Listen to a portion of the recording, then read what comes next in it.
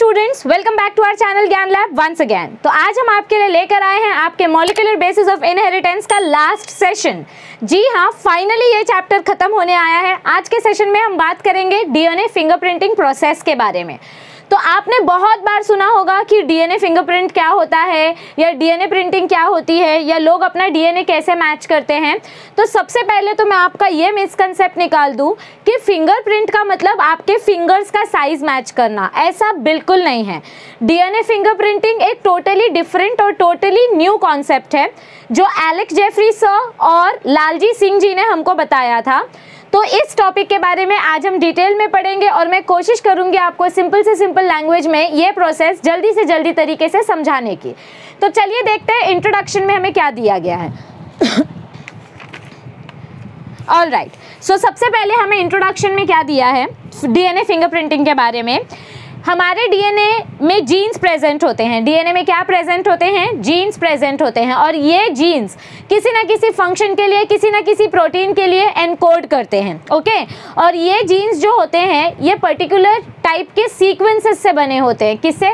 मतलब देखो, हमारा डीएनए न्यूक्लियोटाइड से बना है। आपको याद आ रहा है डीएनए का स्ट्रक्चर न्यूक्लियोटाइड से बना हुआ होता है। न्यूक्लियोटाइड मतलब क्या होता है? 5 कार्बन वाली पेंटोज शुगर यानी डीऑक्सीराइबोज शुगर, एक साइड में फॉस्फोरिक एसिड और एक साइड में आपका न्यूक्लियोटाइड, ये अपना नाइट्रोजनस बेस, एडेनाइन, गुआनाइन, याद आया? प्यूरिन्स एंड पिरिमिडिन्स का बेस। ओके, तो ऐसे बहुत सारे थाउजेंड्स ऑफ न्यूक्लियोटाइड्स एक साथ कनेक्ट होते हैं और तब जाके आपका डीएनए मॉलिक्यूल बनता है। तो डीएनए मॉलिक्यूल के अंदर जो मल्टीपल जीन्स होते हैं, हमने ह्यूमन जीनोम प्रोजेक्ट में पढ़ा था ना लास्ट टाइम, प्रीवियस सेशन में ही हमने पढ़ा कि यूएस और बहुत सारे कंट्रीज ने मिलकर ह्यूमन जीनोम प्रोजेक्ट किया था, जिसमें उन्होंने फाइंड आउट किया कि ह्यूमंस के अंदर अप्रोक्सीमेटली 33 जीन्स प्रेजेंट हैं जो काम करती हैं, जो फंक्शन करती हैं। तो आज हम डीएनए फिंगरप्रिंटिंग के बारे में पढ़ेंगे कि कैसे पता चलता है कि दो इंसान का डीएनए सेम है या अलग है। डीएनए फिंगरप्रिंटिंग के बारे में पढ़ाने से पहले एक चीज़ आपको मैं फिर से रिवाइज करवा दूं। इनहेरिटेंस एंड वेरिएशन वाला जो चैप्टर था उसमें भी मैंने आपको ये बताया था और मैं अभी फिर से एक बार बता देती हूँ कि हमारा जो डीएनए होता है, हर एक स्पीशी का, एक स्पीशीज़ के अंदर जो जितने भी लिविंग ऑर्गेनिज्म होते हैं, जैसे अगर मैं ह्यूमंस की बात करूं तो हर एक ह्यूमन का 99.9% डीएनए मैच करता है, यानी सेम होता है। यानी आपका और मेरा, जितने भी बच्चे मेरी वीडियोस देखेंगे, हम सबका डीएनए सेम है। 99.9% डीएनए सेम है। आप बोलोगे अरे ये टीचर को क्या हो गया, टीचर क्या बोल रही है? मैं बिल्कुल करेक्ट बोल रही हूँ। ये साइंटिफिकली प्रूवन है कि स्पीशीज़ के अंदर जितने भी लिविंग ऑर्गेनिजम्स होते हैं तो उनमें से हर एक लिविंग ऑर्गेनिज्म का 99.9% डीएनए सिमिलर होता है, आइडेंटिकल होता है। सिर्फ और सिर्फ 0.1% डीएनए वेरी करता है। यानी आपके डीएनए और मेरे डीएनए में सिर्फ 0.1% डीएनए का फर्क है। तो चलिए देखते हैं हमको यहाँ डीएनए फिंगरप्रिंटिंग के इंट्रोडक्शन में क्या बताया गया है। Genes present on chromosomes are responsible for determining characters of the organisms as well as for inheritance of characters। तो मतलब हमको क्या बताया गया है कि हमारे क्रोमोसोम के ऊपर जो जीन्स प्रेजेंट होती हैं, उन जीन्स से हमको पता चलता है कि हमारे फिनोटिपिक कैरेक्टर्स क्या होंगे और हमारे जीनोटिपिक कैरेक्टर्स क्या होंगे। फिनोटिपिक कैरेक्टर्स यानी वो जीन्स जो एक्सप्रेस होते हैं। जैसे समझो अगर मेरी आंखों का कलर ब्लैक है तो मतलब मेरे आईज का जो ब्लैक जीन्स है वो एक्सप्रेस हो रहा है। तो जो कैरेक्टर्स एक्सप्रेस होते हैं उनको हम बोलते हैं फिनोटिपिक। और कुछ जीन्स ऐसे होते हैं जो एक्सप्रेस नहीं होते हैं पर फिर भी हमारी बॉडी में प्रेजेंट होते हैं। सो ये जो भी जीन्स हैं जो हमारी क्रोमोसोम के ऊपर प्रेजेंट होते हैं, जो डीएनए में प्रेजेंट होते हैं, ये जीन्स डिसाइड करते हैं कि हमारा कौन सा कैरेक्टर एक्सप्रेस होगा और कौन सा कैरेक्टर नेक्स्ट जनरेशन में ट्रांसफ़र किया जाएगा, यानी कि जेनेटिक इनहेरिटेंस होगी। इनहेरिटेंस का मतलब क्या होता है? ट्रांसफ़र ऑफ जीन्स और transfer of genetic character from one generation to the next generation. Okay, due to recombination of paternal and maternal genes. Paternal यानी फादर एंड मैटरनल यानी मदर। तो जब सेक्सुअल रिप्रोडक्शन होता है बच्चों, जब सेक्सुअल रिप्रोडक्शन होता है तो मेल गैमेट स्पर्म और फीमेल गैमेट ओवम दोनों में से हैप्लॉइड सेट ऑफ क्रोमोसोम्स मिलकर जाइगोट बनता है। यानी 23 chromosomes from father, 23 chromosomes from mother combine together to form a zygote which contains a diploid set of chromosome, यानी कि 46 क्रोमोसोम्स। तो हाफ कैरेक्टर्स फादर के, हाफ कैरेक्टर्स मदर के, दोनों मिक्स होके कुछ नया कैरेक्टर देखने को मिलता है। इसको हम बोलते हैं रिकॉम्बिनेशन। क्या बोलते हैं इसको हम? Recombination. So due to recombination of paternal and maternal genes we differ from our parents. और इसी वजह से हमारे बॉडी में आप अपने फादर का और मदर का दोनों का जेनेटिक कैरेक्टर आया है। इस वजह से हम अपने पेरेंट्स से थोड़ा हट कर दिखते हैं, थोड़े अलग दिखते हैं। Okay, differences also arise due to infrequent mutations that occur during gamete formation। कभी कभी आपके सेल डिवीजन के टाइम पे जब जाइगोट का डेवलपमेंट होता है या उसका मैचुरेशन होता है, तो कभी कभी जो सेल साइकिल होता है, से आपने 11th स्टैंडर्ड में सेल डिवीजन पढ़ा होगा, तो उसमें आपने सेल साइकिल पढ़ा होगा। तो कभी कभी सेल साइकिल के ड्यूरेशन के टाइम पे ही कुछ म्यूटेशन हो जाते हैं, यानी कि जेनेटिक स्ट्रक्चर में पेरेंट्स से कोई कैरेक्टर नहीं आया, लेकिन अचानक से म्यूटेशन होने की वजह से कभी कभी कोई नया कैरेक्टर एक्सप्रेस हो जाता है। तो ज़रूरी नहीं है कि हर बार जो नया कैरेक्टर बच्चे में देखने को मिल रहा है वो पेरेंट्स से ही आया हो। कभी कभी पेरेंट्स में भी वो कैरेक्टर्स नहीं होते हैं, पर फिर भी बच्चे के अंदर देखने को मिलता है, तो उसको हम बोलते हैं बिकॉज ऑफ म्यूटेशन। किस वजह से होता है वो? म्यूटेशन के वजह से, यानी sudden changes in the nucleotide sequences. Mutation किसके वजह से होता है? Sudden changes. अब ये केमिकल्स के वजह से भी हो सकता है, अल्ट्रावायलेट रेडिएशंस के वजह से भी हो सकता है, हार्मफुल रेज के वजह से भी हो सकता है। बहुत सारे अलग अलग म्यूटाजेंस हैं जो म्यूटेशंस कॉज करते हैं। Okay, all right. Due to all these factors every individual has its unique genetic makeup which may be called its fingerprint. तो इसी वजह से बोला जाता है कि हर एक इंडिविजुअल जो है, हर एक इंडिविजुअल अपने आप में यूनिक कैरेक्टर है, यूनिक इंडिविजुअल है, क्योंकि उसका 0.1% डीएनए डिफरेंट है। ट्विंस ही क्यों ना हो, कोई सगे मतलब दो भाई बहन या भाई भाई या बहन बहन ट्विंस भी पैदा हुए तो भी उनका डीएनए मैच नहीं करता है, तो भी उनका डीएनए 0.1% डिफरेंट होता है। Okay, The technique developed to identify a person with the help of DNA restriction analysis is known as DNA profiling और DNA fingerprinting।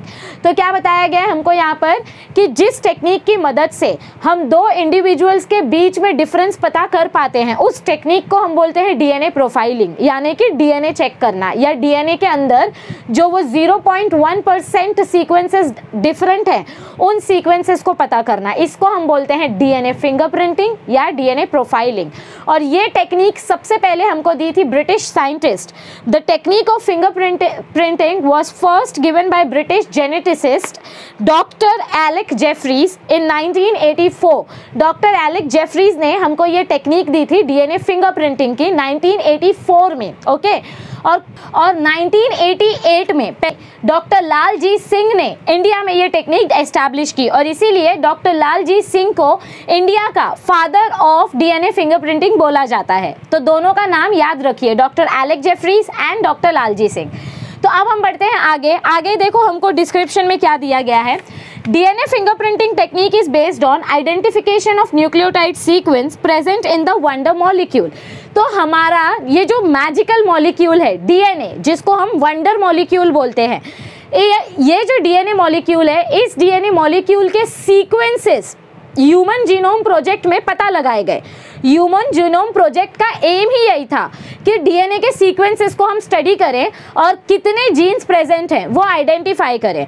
तो ह्यूमन जीनोम प्रोजेक्ट में हमको सीक्वेंसेस के बारे में पता चला और जीन्स के बारे में पता चला। तो डीएनए फिंगरप्रिंटिंग में भी यही चीज़ की जाती है कि वो जो 0.1% डीएनए है जो अलग है, जो आप में और मुझ में अलग है, तो वो क्यों अलग है, आपके डीएनए का सीक्वेंस क्या है और मेरे डीएनए का सीक्वेंस क्या है, वो सीक्वेंस पता लगाना, उस प्रोसेस को हम बोलते हैं डीएनए फिंगरप्रिंटिंग। मतलब समझो आपके डीएनए के अंदर ये वाला पार्ट अलग है और मेरे डीएनए के अंदर ये वाला पार्ट अलग है, तो दोनों के डीएनए में आखिर सीक्वेंसेस कौन से हैं। समझो आपके पास AUGU है और मेरे पास CGA है, ऐसा कोई सीक्वेंस है, तो दोनों के न्यूक्लियोटाइड सीक्वेंस अलग है, दोनों के नाइट्रोजनस बेसिस सीक्वेंस अलग है। मैं ये एकदम रैंडम एग्जांपल दे रही हूँ, एक जस्ट आपको लेमैन की लैंग्वेज में समझाने के लिए कि आपको समझ में आए कि मैं बोलने की क्या कोशिश कर रही हूँ। आप में और मुझ में जो 0.1% डीएनए डिफरेंट है, वो डीएनए को पता लगाने के लिए, उस डिफरेंस को ढूंढने के लिए हम डीएनए फिंगरप्रिंटिंग टेक्निक का यूज़ करते हैं। About 99.9% of nucleotide sequence in all persons is same। ये मैं बार बार बोल रही हूँ, 99.9% डीएनए हर इंडिविजुअल में सेम होता है। Only some short sequences of nucleotides differ from person to person। सिर्फ आपका जो 2.2 मीटर लंबा डीएनए होता है, क्या बोला मैंने, आपका जो 2.2 मीटर लंबा डीएनए होता है, इतने लंबे डीएनए में से सिर्फ एक छोटा सा सीक्वेंस होता है जो हर एक इंडिविजुअल में अलग होता है, और ये सीक्वेंस आपके पूरे डीएनए स्ट्रक्चर में बहुत बार रिपीट होता है। क्या बोला मैंने, ये जो सीक्वेंस होता है, ये जो छोटा सा डिफरेंट सीक्वेंस है आपके इतने लंबे डीएनए में, ये जो छोटा सा सीक्वेंस है जो हर एक इंसान से अलग है, ये सीक्वेंस बहुत छोटा होता है और ये बार बार आपके डीएनए स्ट्रक्चर में रिपीट होता है। Okay, only some short sequences of nucleotides differ from person to person.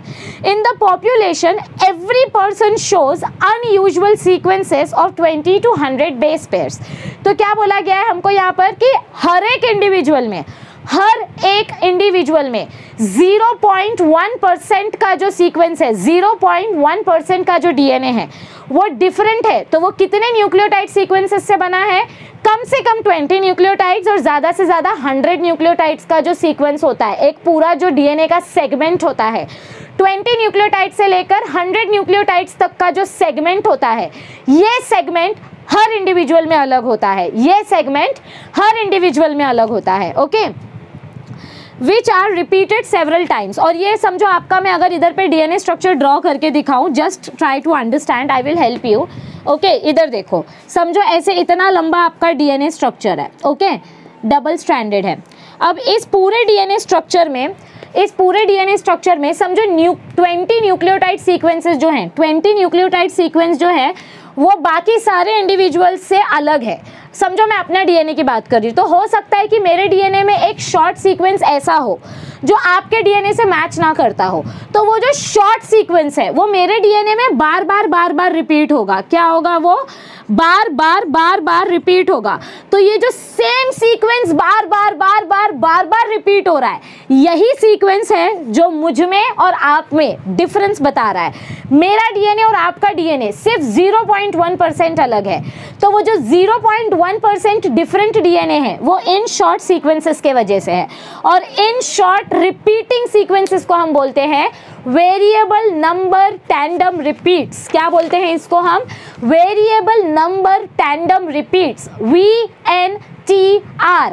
Variable number यानी बहुत बार, टैंडम रिपीट्स यानी कि छोटे छोटे स्ट्रक्चर बार बार रिपीट हो रहे हैं। तो ये जो शॉर्ट सीक्वेंसेस हैं न्यूक्लियोटाइड्स के, ये बार बार रिपीट हो रहे हैं, तो इनको हम बोलते हैं, they are termed as variable number of tandem repeats. अब आगे देखो क्या बताया गया है, so sorry. The length of the regions having VNTRs is different in each individual। ये जो VNTRs की लेंथ होती है ये हर इंडिविजुअल में अलग होती है। समझो मेरे VNTR की लेंथ है 10 न्यूक्लियोटाइड्स, तो आपके VNTR की लेंथ हो सकती है 11 न्यूक्लियोटाइड्स या 9 न्यूक्लियोटाइड्स, या किसी का VNTR 7 न्यूक्लियोटाइड्स का हो सकता है, तो किसी का VNTR 40 न्यूक्लियोटाइड्स का हो सकता है। 20 से लेकर 100 तक के बीच में एक अप्रॉक्सीमेट रेंज हमको बताई गई है। हर एक इंडिविजुअल का VNTR का नंबर अलग अलग होता है, और अगर गलती से नंबर सेम निकला, समझो आपका VNTR भी 12 न्यूक्लियोटाइड का है या 22 न्यूक्लियोटाइड का है और मेरा VNTR भी 22 न्यूक्लियोटाइड का है, तो दोनों का नंबर सेम है, इसका मतलब ये नहीं कि उसका सीक्वेंस सेम होगा। हो सकता है मेरे न्यूक्लियोटाइड्स का सीक्वेंस उल्टा पुल्टा होगा, AUG AUG GUG ऐसा कुछ होगा, और आपका सीक्वेंस GCG UGA ऐसा कुछ होगा। तो सीक्वेंस भी मैटर करता है। Okay, so hence it is the key factor in DNA profiling. और इसीलिए जब भी डीएनए फिंगरप्रिंटिंग हम करते हैं तो सबसे पहले हम VNTR ढूंढते हैं। क्या ढूंढते हैं, VNTR। हमारे पूरे डीएनए में जो शॉर्ट सीक्वेंस बार बार रिपीट हो रहा है उसको हम ढूंढ कर निकालते हैं। Steps involved in DNA fingerprinting are as follows. तो अब मैं आपको पहले डायग्राम की मदद से एक्सप्लेन करना चाहूँगी और फिर हम थियोरी की तरफ पढ़ेंगे। ऑल राइट, तो अब बारी आती है हमारे डायग्राम की। डायग्राम को समझ लेते हैं क्या दिया गया है। डीएनए फिंगरप्रिंटिंग करने के कुछ पर्टिकुलर स्टेप्स होते हैं। आपके टेक्स्ट बुक में 7 स्टेप्स बताए गए हैं, आप एकदम ध्यान से सुनिए। मैं आपको सारे स्टेप्स अच्छे से एक्सप्लेन करने की कोशिश करूंगी। आपने तो सुना ही होगा, जो लोग सीआईडी देखते हैं या जिनको फोरेंसिक साइंस में इंटरेस्ट है, तो ये जो डीएनए फिंगरप्रिंटिंग का टेक्निक है ये बहुत सारे जगह पर यूज़ होता है कि कहीं पर किसी का मर्डर हो गया और आपको क्रिमिनल जो है, जो कल्प्रिट है, उसको ढूंढ के निकालना है। या आप यकीन नहीं मानेंगे, जो सीबीआई वाले हैं और जो इन्वेस्टिगेटर्स हैं, उन्होंने 50-50 साल पुराने केसेस अब सॉल्व किए हैं। अब यानी कि जब ये टेक्निक डिज़ाइन की गई, क्योंकि तब ये टेक्निक नहीं थी, तो जो पहले के केसेस थे जिनकी डेड बॉडीज़ मिलती है, समझो कहीं पर अगर एरोप्लेन का ब्लास्ट हो गया और पता नहीं वहाँ पर कितने साल पुराना डेड बॉडीज पड़ा होगा, तो वो किसकी लाश है, कौन जिंदा है, कौन मर गया, उनका डीएनए प्रोफाइलिंग करके ये पता लगाया जा सकता है। तो डीएनए प्रोफाइलिंग आखिर कैसे करते हैं? डीएनए प्रोफाइलिंग यानी डीएनए फिंगरप्रिंटिंग। तो डीएनए फिंगरप्रिंटिंग के लिए सबसे पहली चीज़ क्या होती है? आपका डीएनए सैंपल। डीएनए सैंपल आप ब्लड से, नेल्स से, हेयर, रूट हेयर से, स्किन से, कहीं से भी निकाल सकते हो। तो पहला स्टेप होता है डीएनए एक्सट्रैक्शन, यानी कि आपके पास जो आपका सैंपल है, उस सैंपल में से आपको अपने डीएनए को एक्सट्रैक्ट करके निकालना है। बायोटेक्नोलॉजी वाले चैप्टर में जो मैंने बताया था, उसमें हमने पढ़ा था कि सेल के अंदर से पहले उसको सॉल्वेंट के साथ ट्रीट करके, सॉल्ट के साथ ट्रीट करके, हम सेल को लाइस करके, सेल को ब्रेक करके, सारे ऑर्गेनल्स हटाकर उसमें से डीएनए एक्सट्रैक्ट करके निकालते हैं। तो सबसे पहला प्रोसेस होता है सैंपल में से डीएनए को एक्सट्रैक्ट करके निकालना। सबसे पहला प्रोसेस क्या होता है? डीएनए एक्सट्रैक्शन, यानी आइसोलेशन ऑफ डीएनए। फिर सेकेंड स्टेप होता है ये जो आइसोलेटेड प्यूरिफाइड डीएनए है, मतलब अब इस डीएनए में और कोई प्रोटीन या कार्बोहाइड्रेट मॉलिक्यूल्स जुड़े हुए नहीं हैं। तो अब ये जो डीएनए है ये आपका प्यूरिफाइड डीएनए है। अब इस डीएनए में से आप सबसे पहली टेक्निक करोगे डेंसिटी ग्रेडियंट की। यहाँ पर आप क्या करोगे? डेंसिटी ग्रेडियंट की टेक्निक फॉलो करोगे। डेंसिटी ग्रेडियंट की वजह से होता क्या है? डेंसिटी ग्रेडियंट के वजह से आपका जो डीएनए है उसका अगर आप ग्राफिकल प्लॉट करो, मतलब आपके डीएनए सेपरेशन को, जब आप समझो आपको जो डीएनए मिला, आपको जो डीएनए मिला है, इधर देखो, ये जो हमने डायग्राम ड्रॉ किया है, ऐसा आपका डीएनए है, आपका डीएनए ऐसा होगा। अब इस डीएनए में हमको क्या ढूंढ के निकालना है? ये VNTRs ढूंढ के निकालने हैं। क्या निकालने हैं हमको ढूंढ के? ये VNTRs ढूंढ के निकालने हैं। तो इतने लंबे डीएनए में से ये छोटा छोटा VNTR ढूंढ के निकालने के लिए हमको इसको तोड़ना पड़ेगा, ये डीएनए सेगमेंट को ब्रेक करना पड़ेगा। तो हम क्या करते हैं? हम इस आइसोलेटेड डीएनए को डेंसिटी ग्रेडियंट की मदद से सेपरेट करने की कोशिश करते हैं। और जब हमको 2 पीक मिलता है, यानी कि आप इसको ग्रेजुएशन में पढ़ेंगे, आपको जब ग्राफिकल इमेज आप इसकी देखते हैं, जब आप डीएनए को डेंसिटी ग्रेडियंट सेंट्रीफिकेशन की मदद से सेपरेट करते हो, तो आपको अलग अलग लेयर्स दिखाई देती है। अभी आप सिर्फ इतना समझो कि आप ये जो कॉम्प्लिकेटेड सा डीएनए स्ट्रक्चर है, इस डीएनए स्ट्रक्चर को आप और ज़्यादा तोड़ रहे हो, इसको सेपरेट करने की कोशिश कर रहे हो। तो आपको ऐसे 2 ग्राफ देखने को मिलेगा। एक होगा आपका बल्क वाला रीजन और एक होगा आपका VNTR वाला रीजन। एक रीजन कौन सा होगा? VNTR वाला। एक होता है आपका बल्क वाला रीजन और एक होता है आपका VNTR वाला रीजन। जो बल्क वाला रीजन है वो ये रीजन है, ये जो ब्लैक ब्लैक ब्लैक ब्लैक आपको दिखाई दे रहा है, ये बल्क वाला रीजन है, जिससे हमको कोई काम नहीं है। 99.9% डीएनए जो सब इंडिविजुअल्स में सेम है, 99.9% डीएनए जो आप में और मुझ में सेम है, वो डीएनए बल्क डीएनए होता है, यानी कि वो डीएनए हेवी डीएनए होता है। हमको उस डीएनए में कुछ नहीं करना है, हमको वो डीएनए ढूंढ के निकालना है जो आप में और मुझ में सेम नहीं है, यानी कि 0.1% डीएनए जो अलग है। ये जो शॉर्ट सीक्वेंसेस हैं जो आपके और मेरे कभी मैच नहीं करेंगे, जो जुड़वा बच्चों के भी कभी मैच नहीं करते हैं, उन सीक्वेंसेस को ढूंढने के लिए ये जो छोटा वाला पीक मिलता है, इस छोटे से पीक को हम सेपरेट कर लेते हैं। तो इतना बड़ा जो डीएनए हमको मिला, इस बड़े से डीएनए का, देखो आपके टेक्स्ट बुक में ये नहीं दिया गया है, फिर भी मैं ये बता रही हूँ आपको। ये जो आइसोलेटेड डीएनए मिलता है, इस आइसोलेटेड डीएनए का आप डेंसिटी ग्रेडियंट सेंट्रीफिकेशन करते हो। डेंसिटी ग्रेडियंट की वजह से आपको 2 अलग अलग ग्राफिकल पीक्स देखने को मिलती हैं। एक होती है बल्क वाली पीक और एक होती है VNTR वाली। आपको ये ग्रेजुएशन में बताया जाएगा। अगर आप बायोटेक्नोलॉजी में BSc करोगे या जेनेटिक इंजीनियरिंग करोगे तो आपको ये सिखाया जाएगा। अभी के लिए आप इतना समझो कि आपका जो 2.2 मीटर्स लंबा डीएनए होता है, 99.9% डीएनए सब सब में सेम होता है। तो हमको वो सेम डीएनए से कुछ मतलब नहीं है, हमको सिर्फ वो 0.1% डीएनए जो अलग है, जो VNTR सीक्वेंसेस से बना है, हमको वो सीक्वेंस ढूंढ के निकालना है। तो हम जब डीएनए को सेपरेट करते हैं तो 99.9% वाला जो डीएनए जो लार्ज पीक दे रहा है उसको हम डिलीट कर देंगे, हम सिर्फ इस डीएनए को कंसिडर करेंगे। अब इस डीएनए का सेकेंड स्टेप होता है एम्प्लीफिकेशन। सेकेंड स्टेप क्या होता है इसका? एम्प्लीफिकेशन करने से पहले इसका रेस्ट्रिक्शन डाइजेशन किया जाता है। देखो फर्स्ट स्टेप हमने क्या किया, सैंपल में से डीएनए को आइसोलेट किया, आइसोलेट करने के बाद हमने उसका डेंसिटी ग्रेडियंट करके VNTRs को अलग निकाल लिया। अब ये जो VNTRs मिले हैं, ये VNTRs भी आपको पहले कट करने पड़ेंगे, मतलब ये डीएनए सेगमेंट में से इसको कट करके निकालना पड़ेगा। तो इसको आप किसकी मदद से करोगे? रेस्ट्रिक्शन एंजाइम की मदद से। बायोटेक्नोलॉजी चैप्टर में हमने पढ़ा था कि रेस्ट्रिक्शन एंजाइम्स क्या करते हैं, डीएनए को कट करने में हेल्प करते हैं ताकि हम अपने पर्टिकुलर टारगेटेड डीएनए के सीक्वेंसेस जान सके कि ये डीएनए कितने सीक्वेंस से बना है। ओके, सो रेस्ट्रिक्शन एंजाइम यानी रेस्ट्रिक्शन डाइजेशन किया जाएगा रेस्ट्रिक्शन एंडोन्यूक्लियस एंजाइम्स की मदद से। रेस्ट्रिक्शन एंजाइम्स जब यूज होंगे तो आपके ये जो VNTR के फ्रेगमेंट्स है वो छोटे छोटे पार्ट्स में कट हो जाएंगे। कितने पार्ट्स में कट हो जाएंगे? बहुत छोटे छोटे पार्ट्स में। तो इसको आप रेस्ट्रिक्शन पॉलीमॉर्फिज्म भी बोल सकते हो, यानी रेस्ट्रिक्शन एंजाइम के मदद से आपको डीएनए के बहुत सारे टुकड़े मिल रहे हैं। अब इन टुकड़ों में से आपको ढूंढ के निकालना है कि आपका VNTR सीक्वेंस कौन सा है जो दूसरे इंडिविजुअल से अलग है। तो ये जो डीएनए के फ्रेगमेंट्स हमको मिले हैं, अब इन डीएनए फ्रेगमेंट्स को हम इलेक्ट्रोफोरेसिस से चेक करेंगे। इलेक्ट्रोफोरेसिस क्यों किया जाता है? ताकि इनमें से भी अगर कोई अनवांटेड डीएनए पार्ट हो जो आपका और मेरा सेम वाला सेगमेंट होगा तो वो पीछे रह जाए, हैवी वाला पार्ट पीछे रह जाता है। इलेक्ट्रोफोरेसिस मतलब क्या होता है? हमने बायोटेक्नोलॉजी चैप्टर में पढ़ा था, एक जेल लाइक सब्सटेंस लिया जाता है, अगारोस जेल इलेक्ट्रोफोरेसिस बोलते हैं। एक जेल लाइक चेंबर होता है, उसमें अगारोस जेल बिछाया जाता है, मतलब एकदम ट्रांसपेरेंट जेली जैसा सब्सटेंस बिठाया जाता है और दोनों तरफ इलेक्ट्रोड्स लगाए जाते हैं, एक तरफ नेगेटिव इलेक्ट्रोड, एक तरफ पॉजिटिव इलेक्ट्रोड, एनोड और कैथोड। ओके, तो आपका डीएनए नेगेटिवली चार्ज्ड मॉलिक्यूल है। अपना डीएनए कैसा है? अपना डीएनए नेगेटिवली चार्ज्ड मॉलिक्यूल है। डीएनए नेगेटिवली चार्ज्ड क्यों होता है? क्योंकि डीएनए न्यूक्लियोटाइड से बना है। न्यूक्लियोटाइड मतलब क्या होता है? आपका पेंटोज शुगर, आपका नाइट्रोजन बेस और आपका फॉस्फोरिक एसिड यानी H3PO4। तो ये H3PO4 जो एसिड है ये नेगेटिवली चार्ज्ड एसिड है, इसीलिए पूरा डीएनए नेगेटिवली चार्ज्ड होता है। अब कोई भी नेगेटिव मॉलिक्यूल पॉजिटिव मॉलिक्यूल की तरफ अट्रैक्ट होगा। तो ये जो आपका इलेक्ट्रोफोरेसिस का चेंबर है, ये जो जेल लाइक सब्सटेंस है, इस सब्सटेंस के अंदर हम अपना डीएनए सैंपल लोड करते हैं। ठीक है, समझो ऐसा कोई चेंबर है, यहाँ पर हमने अपना डीएनए सैंपल लोड किया है। ओके, अब इमेजिन करो कि यहाँ पे नेगेटिव इलेक्ट्रोड है और यहाँ पे एनोड है, यहाँ पे पॉजिटिव इलेक्ट्रोड है।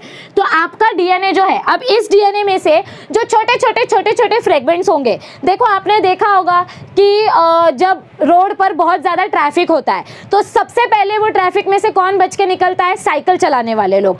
फिर सेकंड नंबर बारी आती है बाइक वालों की, फिर थर्ड नंबर बारी आती है ऑटो रिक्शा वालों की, और सबसे ज़्यादा मुसीबत हो जाती है कार, ट्रक, टेम्पो वालों की, क्योंकि उनकी गाड़ी बड़ी होती है तो वो जल्दी जल्दी आगे नहीं जा सकते। ठीक उसी तरीके से ये जो डीएनए फ्रेगमेंट्स हमको मिले हैं, इनमें से कुछ फ्रेगमेंट्स बड़े होंगे, कुछ फ्रेगमेंट्स छोटे होंगे। हमने सारे फ्रेगमेंट्स को मिलाकर अपने जेल में लोड कर दिया। अब ये डीएनए फ्रेगमेंट्स आगे आगे आगे आगे भागेंगे क्योंकि ये पॉजिटिव चार्ज की तरफ अट्रैक्ट होंगे। किसकी तरफ? डीएनए नेगेटिव मॉलिक्यूल है तो इसको पॉजिटिव चार्ज अपनी तरफ खींच रहा है। तो जैसे ये डीएनए में से जो छोटे छोटे फ्रेगमेंट्स होंगे, वो फ्रेगमेंट्स जल्दी जल्दी आगे भागेंगे और आपको ऐसा बैंड्स के जैसा स्ट्रक्चर देखने को मिलेगा। और जो फ्रेगमेंट्स पीछे रह जाएंगे वो ऐसे डार्क बैंड स्ट्रक्चर दिखाएंगे। कैसे स्ट्रक्चर दिखाएंगे? Dark structure. यानी कि हमको इनसे कुछ लेना देना नहीं है, जो डार्क बैंड्स वाले स्ट्रक्चर हैं उनसे ज़्यादा कुछ लेना देना नहीं है। जो शॉर्ट सीक्वेंसेज हैं, जो जल्दी आगे भाग गए, हमको उनसे लेना देना है क्योंकि वो अपने एक्चुअल VNTR सीक्वेंसेज हैं, वो अपने क्या है? VNTR सीक्वेंसेज हैं। तो पहला स्टेप हमने क्या बोला? सैंपल में से डीएनए को आइसोलेट करना। सेकेंड स्टेप क्या होता है? Restriction digestion. थर्ड स्टेप क्या होता है? Gel electrophoresis. अब इस जेल इलेक्ट्रोफोरेसिस को हम क्या करेंगे? देखो, हम अगार के अंदर, मतलब वो जो जेल हमने लिया है, हम उस जेल में डीएनए को ज़्यादा टाइम तक नहीं छोड़ सकते क्योंकि उस जेल के अंदर बहुत सारे केमिकल मॉलिक्यूल्स हैं जो डीएनए को नुकसान पहुंचा सकते हैं। तो अब हम वो जो जेली लाइक मॉलिक्यूल है उसके ऊपर अपने डीएनए का जो बैंड आ गया है, अब उसको मैं एक नाइट्रोसेल्युलोज पेपर के ऊपर, वो जो जेल लाइक सब्सटेंस है, उस जेल लाइक सब्सटेंस में से मैं अपना एक नाइट्रोसेल्युलोज पेपर लूँगी, एक पेपर आता है नाइट्रोसेल्युलोज पेपर, उस पेपर को हम इस जेल के ऊपर ऐसे चिपका देंगे। इस पेपर को हम इस जेल के ऊपर ऐसे चिपका देंगे तो इस डीएनए के ऊपर जितने भी बैंड्स हैं, इस डीएनए के ऊपर जितने भी बैंड्स हैं वो इस पेपर पे आ जाएंगे, इस पेपर के ऊपर प्रिंट होके आ जाएंगे। और ये 1 मिनट या 2 मिनट में नहीं होता है, इस प्रोसेस को होने के लिए घंटों का टाइम लगता है, 4 से 5 घंटे या 3 कम से कम घंटे लगते हैं। तो आपने अपने जेल के ऊपर क्लीन स्टेराइल नाइट्रोसेल्युलोज पेपर रखा, नाइट्रोसेल्युलोज पेपर ने सारा एब्जॉर्ब कर लिया, सारे डीएनए बैंड्स एब्जॉर्ब कर लिए। अब जब नाइट्रोसेल्युलोज पेपर में ये डीएनए बैंड एब्जॉर्ब होता है तो ध्यान से सुनो मैं क्या बोल रही हूँ, नाइट्रोसेल्युलोज पेपर को अल्कली ट्रीटमेंट दिया जाता है। क्या किया जाता है? सॉल्ट ट्रीटमेंट के अंदर उसको ट्रीट किया जाता है। देखो, जब आपने डीएनए सैंपल को नाइट्रोसेल्युलोज पेपर के ऊपर कॉपी ले लिया तो उस प्रोसेस को हम बोलते हैं southern blotting. Basically southern word भूल जाओ, ब्लॉटिंग करना मतलब क्या होता है, एक चीज़ का छापा दूसरे चीज़ के ऊपर ले लेना, इसको ब्लॉटिंग बोलते हैं। प्रोटीन्स के लिए, आरएनए के लिए, डीएनए के लिए अलग अलग साइंटिस्ट ने अलग अलग ब्लॉटिंग टेक्निक्स दी है, इसीलिए डीएनए के ब्लॉटिंग को सदर्न ब्लॉटिंग बोलते हैं। वैसे ही प्रोटीन और आरएनए के लिए नॉर्दर्न और वेस्टर्न ब्लॉटिंग करके भी नाम है, तो वो आप आगे पढ़ोगे, उसके बारे में ज़्यादा टेंशन नहीं लेना आपको। सदर्न, नॉर्थ, ईस्ट, वेस्ट इधर कुछ उसका रिलेशन नहीं है, बस ऐसे ही नाम दे दिया गया है। सो हमने क्या किया, हमको जो डीएनए सैंपल मिले थे इलेक्ट्रोफोरेसिस करने के बाद हमने उसका प्रिंटिंग कर लिया। अब ये प्रिंटिंग करने के बाद ये जो नाइट्रोसेल्युलोज पेपर आपको मिला है, आप इस नाइट्रोसेल्युलोज पेपर को थोड़ा गर्म करते हो, यानी कि इसको वार्म करते हो, 80 डिग्री सेल्सियस के टेम्परेचर में इसको वार्म करते हो। और जब आप इस नाइट्रोसेल्युलोज पेपर को वार्म करते हो और इसको सॉल्ट ट्रीटमेंट के साथ ट्रीट करते हो तो इसके ऊपर जो डबल स्ट्रैंडेड डीएनए मॉलिक्यूल्स थे वो सिंगल स्ट्रैंडेड हो जाते हैं। वो क्या हो जाते हैं? सिंगल स्ट्रैंडेड मॉलिक्यूल हो जाते हैं। और आपका ये जो नाइट्रोसेल्युलोज पेपर है इसके ऊपर अब आपके सिर्फ सिंगल स्ट्रैंडेड डीएनए मॉलिक्यूल्स बचे हैं। क्या बचे हैं? Single stranded DNA molecules. अब इन सिंगल स्ट्रैंडेड डीएनए मॉलिक्यूल्स का आप क्या करोगे? आप सबसे पहले माइक्रोस्कोप के नीचे इन फ्रेगमेंट्स को स्टडी करते हो कि इन फ्रेगमेंट्स का सीक्वेंस क्या है। ओके, समझो आपका ये जो सिंगल स्ट्रैंडेड डीएनए मॉलिक्यूल है, ऐसा इमेजिन करो कि आपका ये जो सिंगल स्ट्रैंडेड डीएनए मॉलिक्यूल है ये AUG से बना है। तो सेम इसका कॉम्प्लीमेंट्री सीक्वेंस हमने पढ़ा था ना, डीएनए स्ट्रैंड में कॉम्प्लीमेंट्री पेयरिंग होती है। AUG will always pair with UAC। तो आपके पास AUG है, आप इसका कॉम्प्लीमेंट्री सीक्वेंस जो है वो लैब में जाके आर्टिफिशियली प्रिपेयर करोगे, यानी यूरेसिल, एडिनाइन और साइटोसिन आप प्रिपेयर करोगे नाइट्रोजनस बेसिस, और उनको रेडियो एक्टिव बना दोगे, यानी कि उनके ऊपर रेडियो एक्टिव लेबल लगा दोगे, रेडियो एक्टिव एलिमेंट ऐड कर दोगे। और उन रेडियो एक्टिव एलिमेंट को अब आप अपने इस चेंबर में छोड़ दोगे जहाँ पर आपका नाइट्रोसेल्युलोज पेपर था। उस नाइट्रोसेल्युलोज पेपर को अब आप ऐसे चेंबर में डाल दोगे, देखो ये आपका चेंबर है, तो आप अपने नाइट्रोसेल्युलोज पेपर को आप ऐसे चेंबर में डाल दोगे जहाँ पे आपके सारे रेडियो एक्टिव लेबल्ड प्रोब्स है। इनको हम प्रोब मॉलिक्यूल्स बोलते हैं। इनको हम क्या बोलते हैं? Probe molecules. प्रोब मतलब क्या होता है? ये जो आर्टिफिशियल नाइट्रोजन बेसिस आप बनाते हो, आर्टिफिशियल सीक्वेंसेस जो आप बनाते हो, ये आर्टिफिशियल सीक्वेंस आपने क्यों बनाया है? क्योंकि आपके नाइट्रोसेल्युलोज पेपर पे सिंगल स्ट्रैंडेड डीएनए बचा था। क्या बचा था? Single stranded DNA. Double stranded DNA single stranded क्यों हो गया? देखो, कुछ बच्चों की यहाँ पे लिंक टूट जाएगी, ध्यान से सुनो। जब हमने डीएनए का इलेक्ट्रोफोरेसिस किया तब तक वो डबल स्ट्रैंडेड था, लेकिन जब हम उसका ब्लॉटिंग कर रहे थे नाइट्रोसेल्युलोज पेपर के ऊपर तो वो डीएनए को हमने सॉल्ट ट्रीटमेंट दिया और उसको हाई टेम्परेचर पे हीट किया, उसके वजह से वो सिंगल स्ट्रैंडेड हो गया। क्या हो गया? उसके वजह से वो सिंगल स्ट्रैंडेड हो गया। तो अब ये जो सिंगल स्ट्रैंडेड डीएनए मॉलिक्यूल है इसको वापस आपको डबल स्ट्रैंडेड करना पड़ेगा, क्योंकि डीएनए सिंगल स्ट्रैंडेड ज़्यादा टाइम तक स्टेबल नहीं रह सकता। तो इसको वापस से डबल स्ट्रैंडेड करने के लिए आपको इसको कॉम्प्लीमेंट्री सीक्वेंसेस देने पड़ेंगे। तो कॉम्प्लीमेंट्री सीक्वेंसेस जो आपने आर्टिफिशियली लैब में बना के रखे हैं, A के साथ U, G के साथ C, ये जो कॉम्प्लीमेंट्री सीक्वेंसेस आपने बना के रखे हैं, आप उनके ऊपर रेडियो एक्टिव एलिमेंट या रेडियो लेबल कर देते हो ताकि वो अंधेरे में चमके। ओके, जब उसका एक्सरे फिल्म निकाला जाए तो वो चमके और हमको पता चले कि हाँ यहाँ पे ये पेयर बना है। तो आपने क्या किया? आपने ऐसे बहुत सारे रेडियो एक्टिव लेबल्ड प्रोब्स बनाए, उन प्रोब्स को आपने नाइट्रोसेल्युलोज पेपर के ऊपर छिड़क दिया। ओके, पहले आपका नाइट्रोसेल्युलोज पेपर ऐसे ये सिंगल डीएनए स्ट्रैंड्स थे। देखो ये नाइट्रोसेल्युलोज पेपर है, सिंगल डीएनए स्ट्रैंड्स थे। अब इन प्रोब्स में से जो जिसका पेयरिंग होगा वो प्रोब्स अपने अपने VNTRs के साथ आके बाइंड हो जाएंगे। समझो ये AUG का UAC, यहाँ पे GUG का CAC, ऐसे अपने अपने जो कॉम्प्लीमेंट्री प्रोब्स होंगे वो आके आपके डीएनए स्ट्रैंड्स के साथ बाइंड हो जाएंगे और बाकी के प्रोब्स को आप वॉश कर दोगे, यानी कि उसको निकाल दोगे, ड्राई करके उसको अलग से वॉशिंग प्रोसीजर होता है। तो अब आपका ये जो सिंपल नाइट्रोसेलुलोज पेपर बचा है, अब आप इस नाइट्रोसेलुलोज पेपर को लोगे, इसके ऊपर एक फोटोग्राफिक फिल्म बिछाओगे और आपने पहले इसको रेडियो एक्टिव लेबल करके रखा था, तो एक बार आपने इसके ऊपर एक फोटोग्राफिक फिल्म बिछा दी, तो जब आप इसका एक्सरे निकालोगे तो आपको ये जो रेडियो एक्टिव लेबल प्रोब्स है ये चमक कर दिखेंगे और आपको पता चलेगा कि हमारा जो अननोन डीएनए था इसका एग्जैक्ट सीक्वेंस क्या था। देखो मैं आपको फिर से बताती हूँ, समझो कहीं पर किसी का मर्डर हुआ है, ओके, तो आपको वहाँ पर किसी का कोई ब्लड सैंपल मिला है, आपने उस ब्लड सैंपल को प्यूरिफाई किया, उसको रेस्ट्रिक्शन एंजाइम की मदद से कट किया, उसका जेल इलेक्ट्रोफोरेसिस किया। जेल इलेक्ट्रोफोरेसिस करने के बाद आपने उस सैंपल को नाइट्रोसेलुलोज पेपर के ऊपर प्रिंट कर लिया। नाइट्रोसेलुलोज पेपर के ऊपर प्रिंट करते टाइम आपका डीएनए सिंगल स्ट्रैंडेड हो गया। तो अब आप क्या करोगे, आपने अपने लैब में ढेर सारे कॉम्प्लीमेंट्री सीक्वेंसेस बना के रखे हैं, एडिनाइन, यूरासिल, ग्वानिन, साइटोसिन, ऐसे बहुत सारे कॉम्प्लीमेंट्री सीक्वेंसेस आपने बना के रखे हैं। तो आपके पास अननोन ब्लड सैंपल का डीएनए है, आप इस डीएनए सैंपल के ऊपर वो artificial radio active label probes डालोगे। अब artificial radio active label probes जो है वो आपको पता है कि कौन सा प्रोब किस कलर का दिख रहा है, वो आपको पता है, ओके, क्योंकि आपने वो बना के रखा था लैब में, ओके। तो अब उसको जब आप एक्सरे फिल्म के नीचे देखोगे तो आपको फट से पता चल जाएगा कि अच्छा ये वाला प्रोब एडिनाइन का था, ये वाला प्रोब यूरासिल का था, तो इसका डीएनए सीक्वेंस ये है, मतलब ये इस इंडिविजुअल के साथ मैच करता है। तो जिसने भी मर्डर किया होगा अगर उसका ब्लड सैंपल आपके जो सस्पेक्ट होते हैं, मतलब जिनके ऊपर आपको शक होता है, उनमें से किसी के साथ अगर मैच कर गया तो आपको पता चल जाएगा कि एक्चुअल मर्डरर कौन था। तो इस तरीके से आप डीएनए सैंपल को फिंगरप्रिंट करते हो। कुछ लोगों को ये टेक्निक समझ में आई होगी, कुछ लोगों को अभी भी कंफ्यूजन हुआ होगा। मैं आपको एक ही चीज़ बोलना चाहूँगी, ये प्रोसेस बोर्ड पर समझाना या थ्योरेटिकली समझाना बहुत ज़्यादा डिफ़िकल्ट है। इसको प्रैक्टिकल बेसिस पे अगर करेंगे तो भी लोगों को समझने में काफ़ी टाइम लग जाता है। फिर भी मैंने कोशिश की है कि मैं आपको सिंपल से सिंपल तरीके से एक्सप्लेन कर सकूँ।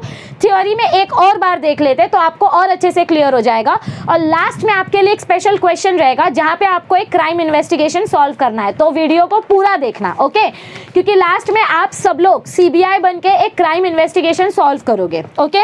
ऑल राइट, तो देखो यहाँ पे हमको कुछ स्टेप्स बताए गए हैं, स्टेप्स फटाफट देख लेते हैं। पहला स्टेप क्या है, आइसोलेशन ऑफ डीएनए, यानी आपके पास जो डीएनए सैंपल है, the DNA must be recovered from the cells और tissues of the body, only small amount of tissue like blood, hair, root, skin etcetera is required. तो आपको जिसका डीएनए फिंगरप्रिंटिंग करना है उसका सैंपल लेना पड़ता है। फिर रेस्ट्रिक्शन डाइजेशन, आपने डीएनए आइसोलेट कर लिया, अब आइसोलेट करने के बाद आप उसको रेस्ट्रिक्शन एंजाइम के साथ ट्रीट करोगे, मतलब पहले डेंसिटी ग्रेडियंट करोगे फिर रेस्ट्रिक्शन एंजाइम के साथ ट्रीट करोगे। The isolated DNA is treated with restriction enzymes. The restriction enzymes cut the DNA into small fragments having variable lengths. तो यहाँ पर देखो आपको ये जो DNA fragments मिले हैं ये सारे अलग अलग लेंथ्स के हैं, कुछ लंबे हैं कुछ छोटे हैं। And this phenomenon is called restriction fragment length polymorphism. तो इस phenomenon को हम बोलते हैं restriction fragment length polymorphism. Restriction enzyme के वजह से जो फ्रेगमेंट्स मिल रहे हैं वो अलग अलग लेंथ के हैं, इसीलिए पॉलीमॉर्फिज्म मतलब अलग अलग साइज, अलग अलग लेंथ। तो रेस्ट्रिक्शन एंजाइम्स की मदद से जो फ्रेगमेंट आपको मिले हैं उनकी लेंथ अलग अलग है, इसीलिए RFLP, restriction fragment length polymorphism. अब आगे देखो क्या बताया गया है जेल इलेक्ट्रोफोरेसिस के बारे में। तो जेल इलेक्ट्रोफोरेसिस मतलब क्या होता है, आपने अपने डीएनए सैंपल को अगारोस जेल में लोड किया है, जो सिंपल बैंड्स होंगे, जो छोटे छोटे फ्रेगमेंट्स होंगे वो पॉजिटिव चार्ज की तरफ अट्रैक्ट हो जाएंगे। So the DNA samples are loaded for agarose gel electrophoresis under an electric influence, यानी एनोड और कैथोड इलेक्ट्रिसिटी के प्रेजेंस में। The DNA fragments which are negatively charged move to the positive pole. The movement of these fragments depend on the length of the fragment. जो छोटा fragment होगा वो पहले आगे जाएगा और जो मोटा फ्रेगमेंट होगा वो पीछे रह जाएगा, okay. This results in the formation of bands, और इसके वजह से आपको ऐसे अलग अलग बैंड्स देखने को मिलते हैं। Double stranded DNA splits into single stranded DNA by alkali treatment. इसको अंडरलाइन करो, ये नीट का क्वेश्चन है। यहाँ पे जब आपका डीएनए फ्रेगमेंट का इलेक्ट्रोफोरेसिस हो रहा है, जब आप इसको नाइट्रोसेल्युलोज पेपर के ऊपर लेते हो तो आपका double stranded DNA single stranded में कन्वर्ट हो जाता है। कैसे? अल्कली ट्रीटमेंट के वजह से, यानी कि एक्सट्रीम सॉल्ट कॉन्सेंट्रेशन के साथ उसको ट्रीट किया जाता है। अब नेक्स्ट स्टेप क्या है? सडन ब्लॉटिंग, यानी कि आप अब अपने डीएनए को नाइट्रोसेल्युलोज पेपर के ऊपर प्रिंट कर लोगे। So the separated DNA fragments are transferred to a nylon membrane और अ नाइट्रोसेल्युलोज फिल्टर पेपर। कभी कभी नायलॉन क्लॉथ भी यूज किया जाता है या नाइट्रोसेल्युलोज फिल्टर पेपर।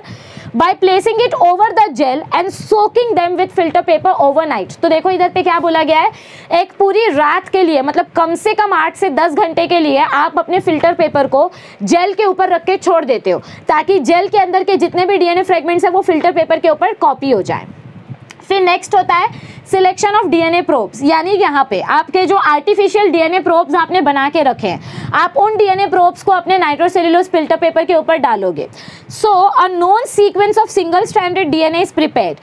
आपको पता है आपने कौन से सीक्वेंसेस बनाए हैं, it is called DNA probe. तो जिन डीएनए का सीक्वेंस हमको पता है उसको हम डीएनए प्रोब बोलेंगे।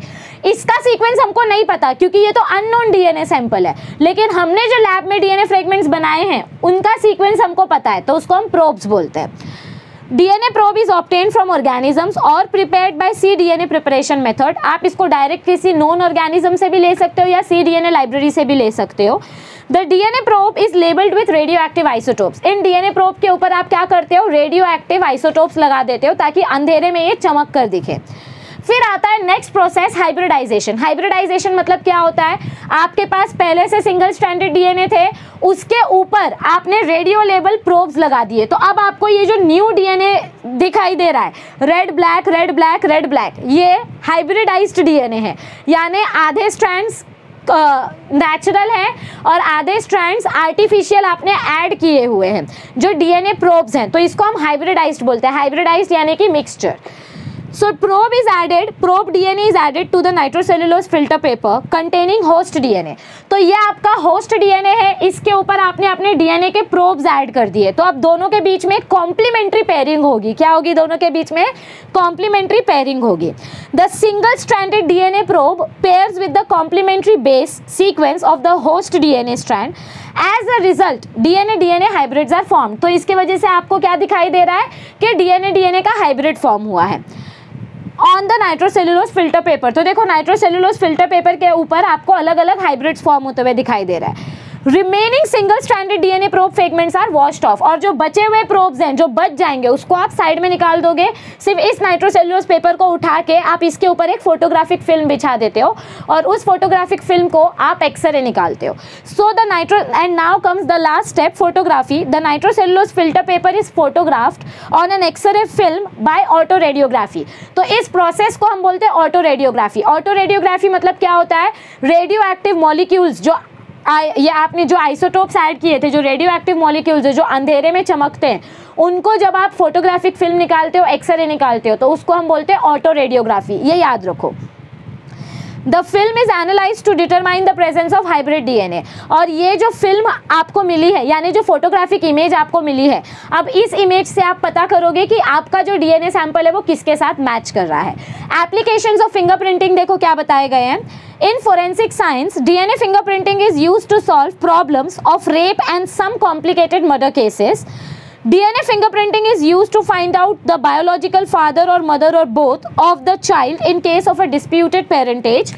कभी कभी पेरेंट्स के बीच में भी कंफ्यूजन हो जाता है या बच्चा खो जाता है और पता नहीं कि बहुत साल बाद ये बच्चा मिला है तो ये इनका ही है कि नहीं है, तो पेरेंट्स का और बच्चे का रिलेशन ढूंढने के लिए भी डीएनए फिंगरप्रिंटिंग यूज़ की जाती है। मर्डरर को, रेपिस्ट को ढूंढने के लिए भी फिंगरप्रिंटिंग की टेक्निक यूज़ होती है। DNA fingerprinting is used in pedigree analysis in cats, dogs, horses and humans. Pedigree analysis मतलब क्या होता है, आपके पूर्वज के बारे में जानना। 100 साल पहले जो लोग थे, अगर समझो वो चेन्नई वर्सेस चाइना करके कोई मूवी थी, उसमें बताया गया है ना कि एक इंडिविजुअल है, उसका डीएनए बोधि धर्मा जी के साथ मिलता था 87 या 88% कुछ, तो इसको हम पेडिग्री एनालिसिस बोलते हैं। पेडिग्री एनालिसिस मतलब क्या होता है कि हमारे एंसेस्टर्स का डीएनए और हमारा डीएनए मैच करना कि हम उन्हीं के वंशज हैं या नहीं। So this was application of DNA fingerprinting. अब जैसे कि मैंने आपको प्रॉमिस किया था आपको एक इन्वेस्टिगेशन सॉल्व करके बताना है, तो यहाँ पर आपको सबसे पहले तो एक विक्टिम का डीएनए फिंगरप्रिंटिंग दिया गया है, विक्टिम का प्रोफाइलिंग दिया गया है, मतलब जिसका मर्डर हुआ है, ओके। और एक मर्डरर जो चाकू वाला सिंबल है, मर्डरर का भी आपको उसका डीएनए फिंगरप्रिंट दिया है। अब आप सोच रहे होगे मैम दोनों का डीएनए फिंगरप्रिंट क्यों दिया है? क्योंकि कभी कभी क्या होता है जब एक इंसान किसी दूसरे इंसान का मर्डर करता है तो हाथापाई में उसको भी चोट लग जाती है और उसका भी खून ज़मीन पे गिर सकता है। तो अगर समझो किसी का खून हुआ है, उस इंसान का डीएनए और जिसका मर्डर हुआ है उस इंसान का डीएनए दोनों आपने चेक किया, आपको पता चला दोनों अलग अलग डीएनए है। मर्डर करने वाले का डीएनए अलग है और जिसका खून हुआ है विक्टिम का डीएनए अलग है। अब आपके पास 3 ऐसे लोग हैं जिनके ऊपर आपको शक है, सस्पेक्ट 1, सस्पेक्ट 2 एंड सस्पेक्ट 3। तो अब आपको मुझे देखकर बताना है कमेंट सेक्शन में कि किसका डीएनए आपके मर्डरर के साथ मैच कर रहा है, सस्पेक्ट 1 का डीएनए, सस्पेक्ट 2 का डीएनए या सस्पेक्ट 3 का डीएनए। किसका डीएनए आपके मर्डरर के साथ मैच कर रहा है ये आपको कमेंट सेक्शन में कमेंट करके बताना है, तभी मुझे पता चलेगा कि आपको डीएनए फिंगरप्रिंटिंग समझा है या नहीं समझा है। तो आई होप आपको ये क्राइम सीन सॉल्व करने में मज़ा आएगा और ये सेशन समझने में हेल्प हुई होगी। अगर ये सेशन नहीं भी समझा, देखो मैं हमेशा बोलती हूँ कि अगर मेरी वीडियो से कुछ चीज़ देखकर नहीं समझती है तो सबसे पहले तो आप डाउट्स कमेंट सेक्शन में पूछो। अगर फिर भी मैं आपका डाउट सॉल्व नहीं कर पाई तो आप बेशक एनिमेटेड वीडियोस देखिए। बहुत सारे ब्यूटीफुल यूट्यूबर्स हैं जिन्होंने सुंदर सुंदर एनिमेटेड वीडियोस बनाई है, हो सकता है उनसे आपको समझ में आ जाए। मेरा एम ये है कि आपको समझ में आना चाहिए, दैट्स इट। फिर चाहे वो मुझसे समझे चाहे किसी और से समझे, आपका अंडरस्टैंडिंग इंपॉर्टेंट है। तो वीडियो देखने में अगर मज़ा आया हो और क्राइम सीन सॉल्व करने में अगर मज़ा आया हो तो प्लीज़ वीडियो को लाइक, शेयर और सब्सक्राइब कर देना। कमेंट करके ज़रूर आंसर देना कि सस्पेक्ट कौन है, आखिर मर्डरर कौन है, ओके। और अब तक अगर आपने अपने जूनियर्स के साथ ये चैनल शेयर नहीं किया है तो प्लीज़ 11th स्टैंडर्ड के स्टूडेंट्स के साथ इस चैनल को शेयर कीजिए, क्योंकि अब वो 12th में गए हैं तो उनको भी हमारी उतनी ही मदद की ज़रूरत पड़ेगी जितनी आपको पड़ी थी।